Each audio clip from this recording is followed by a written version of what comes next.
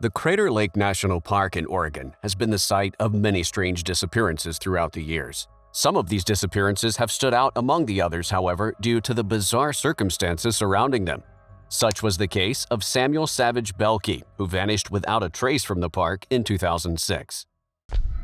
Sammy Boehlke was born on August 10, 1998 in Oregon, and he was 8 years old at the time of his vanishing in October of 2006. Sammy was diagnosed with Asperger's syndrome, and as a result, he had extreme reactions to bright lights or loud noises, but he was high-functioning otherwise. Growing up, Sammy was fond of the outdoors and had gone camping many times.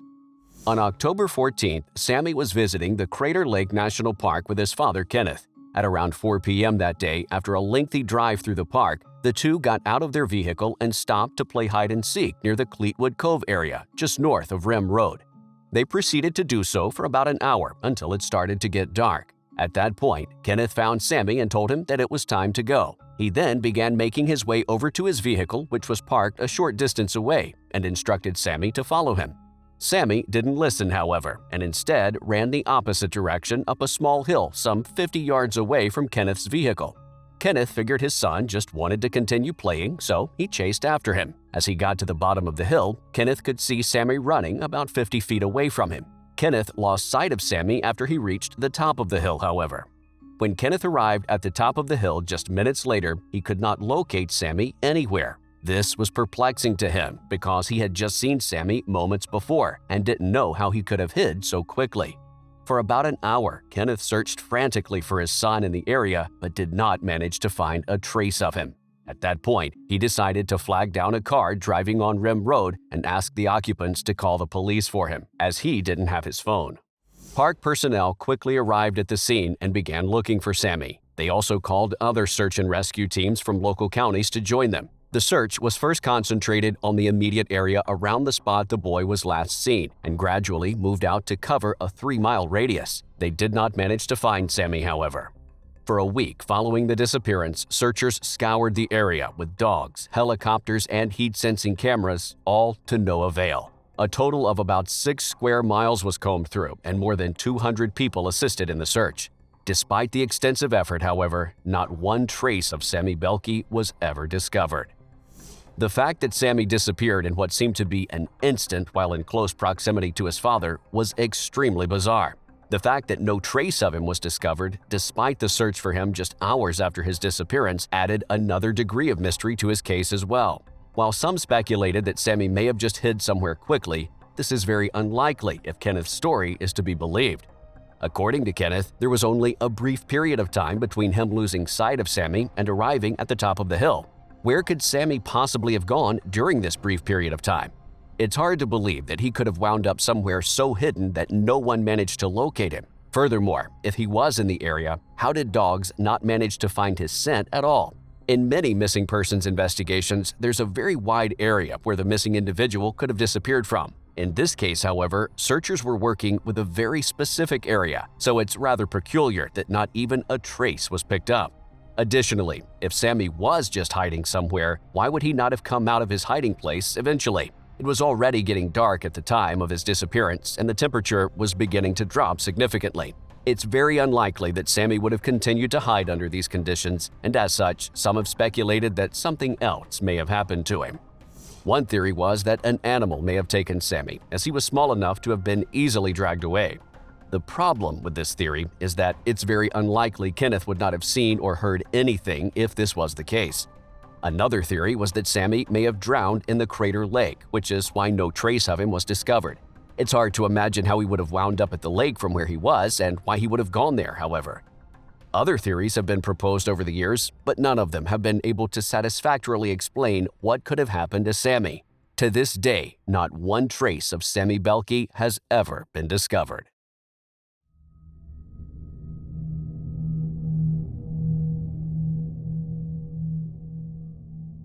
The disappearance of Gilbert Mark Gilman in 2006 was very perplexing to those who knew him. He vanished from a relatively short and well-marked trail in an area he was very familiar with. His extensive military background added another degree of mystery to his case and led some of his family as well as his friends to believe that something sinister may have happened to him.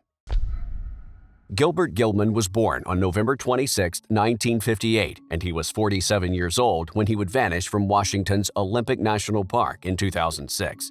He was a highly educated man who held degrees from the London School of Economics, Union College in New York, and Solvay Business School in Brussels.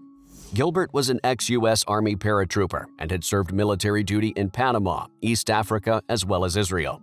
He also had combat experience with the very prestigious 82nd Airborne Division and received 2 Bronze Stars for his service. For many years, Gilbert was a military interrogator in Iraq and took assignments in counterterrorism as well as counterintelligence. He also worked as a civilian contractor in Iraq and was fluent in Arabic, Russian, and Chinese. Through Gilbert's military background, he had received extensive training on how to survive in high-risk situations, as his work exposed him to many threats. This made his vanishing on June 24 of 2006 all the more bizarre. Early that morning, Gilbert embarked on a journey to the Olympic National Park in his home state of Washington. He was familiar with the area and had planned a casual walk at the Staircase Rapids Loop Trail to take pictures. This trail is only 2.1 miles long and is considered a very easy route. Shortly after noon, he was spotted by a park ranger named Sammy Lustig in his silver Ford Thunderbird listening to music at the Staircase Ranger Station, which was just ahead of the trail. Sammy had a brief conversation with Gilbert wherein she asked him to turn down the music but said that nothing appeared to be out of the ordinary, and Gilbert seemed fine.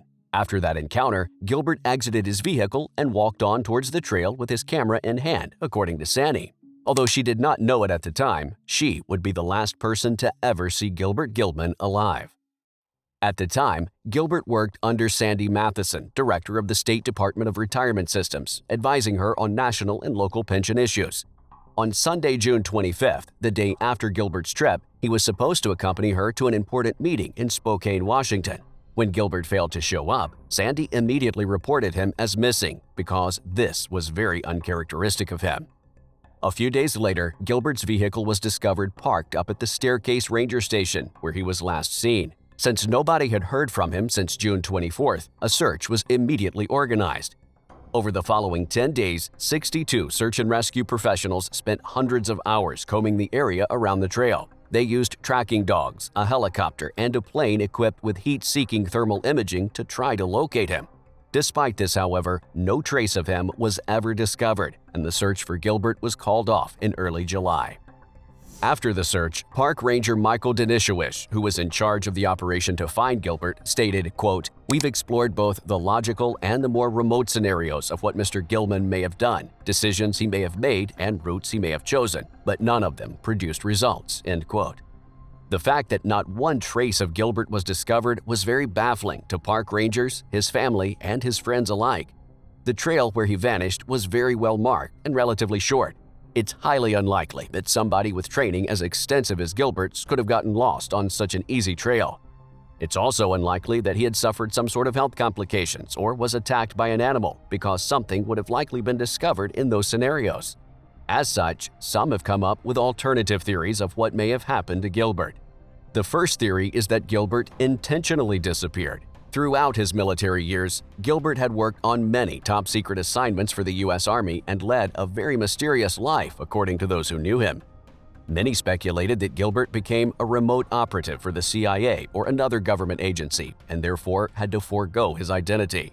Gilbert's mother, Doris Gilman, was a proponent of this theory as well, stating on numerous occasions that she believed her son may have decided to become a spy for the United States government.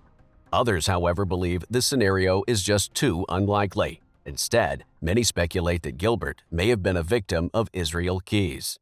Israel Keyes was a prolific serial killer who was suspected of at least 11 murders between 2001 and 2012.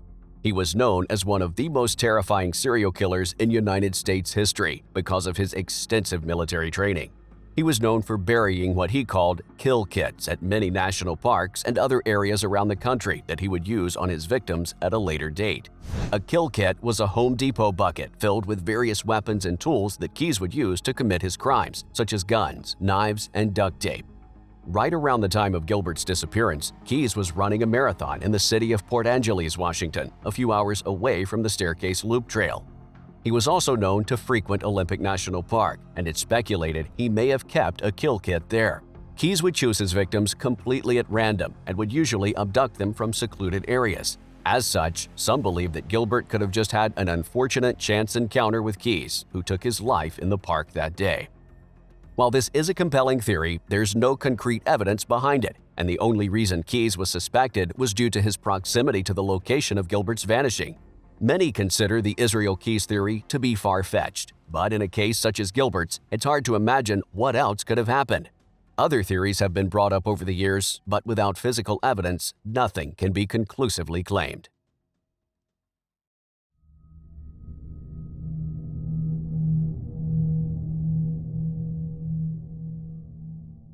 The majority of disappearances in national parks occur when an individual is out alone or when they get separated from their group.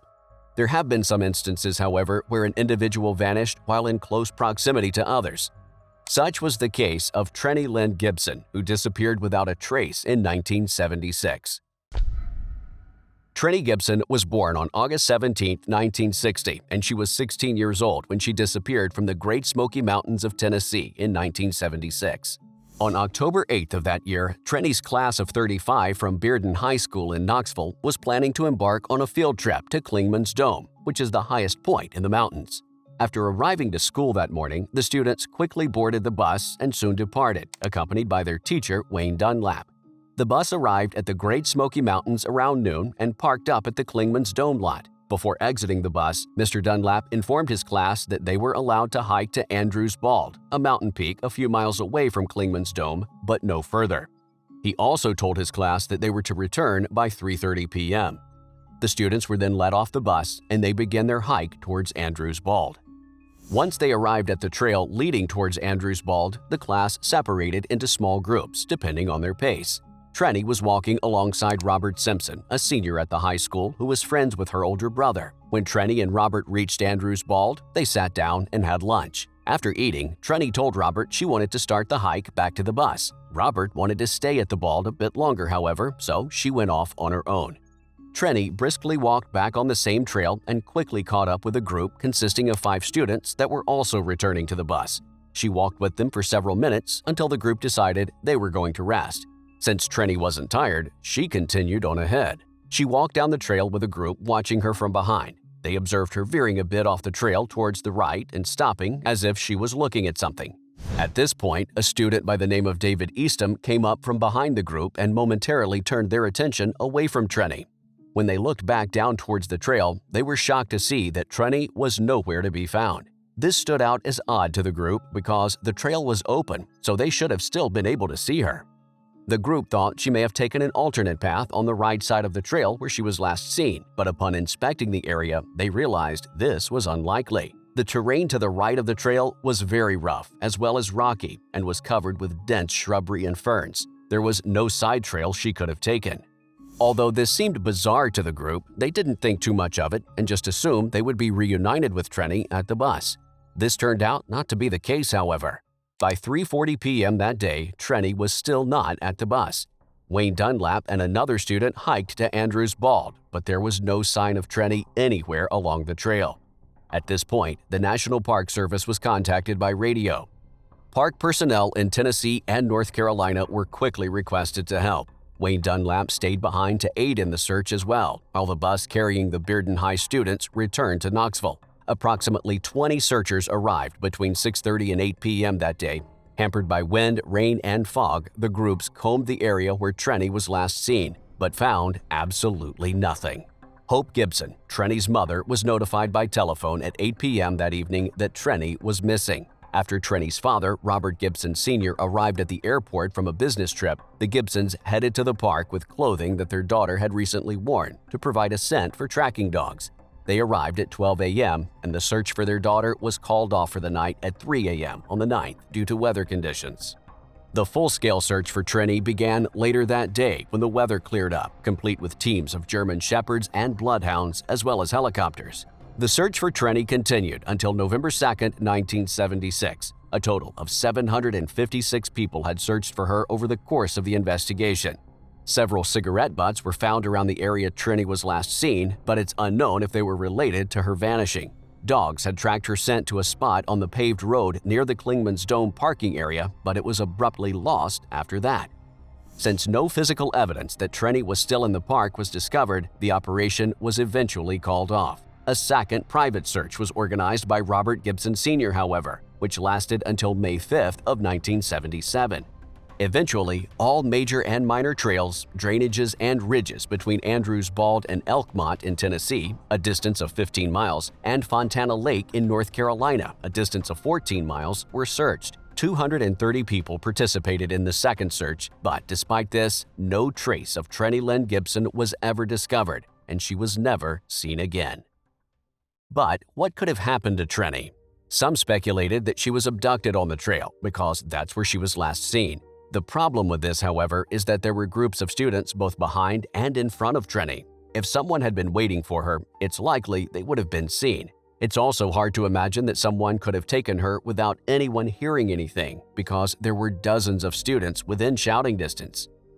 Others speculated that a student in Trenny's class was responsible, as this was the most logical explanation. Once again, however, it would have been very difficult for a student to have abducted her from the trail without alerting anyone.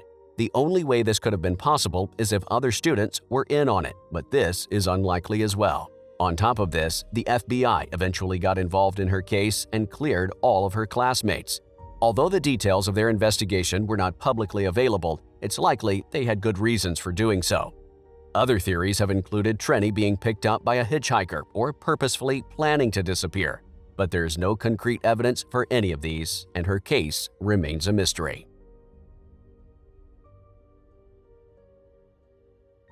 We sincerely hope that the families and friends of Samuel Boehlke, Gilbert Gilman, and Trenny Lynn Gibson will one day have closure.